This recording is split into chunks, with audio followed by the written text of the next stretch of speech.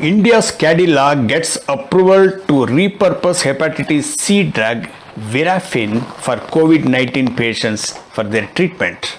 India's Cadila Healthcare has received restricted emergency use approval from our government authorities, that is DGCI, Drug Controller General of India, to use hepatitis C drug pegylated interferon alpha 2B, that is known as Virafin, for treating moderate COVID-19 infection for adults.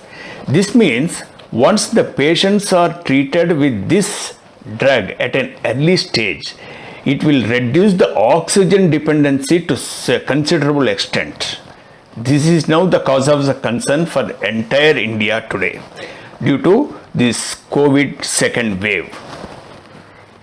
The company also in a statement stated that this drug will reduce the viral load. This means once the patients are treated with this drug at an early stage, it will reduce the oxygen dependency to a considerable level.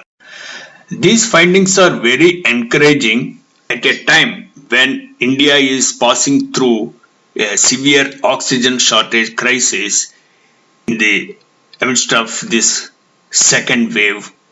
This drug Virafin is given in injection form subcutaneously, means a short needle is used to inject a drug into the tissue layer between the skin and the muscle.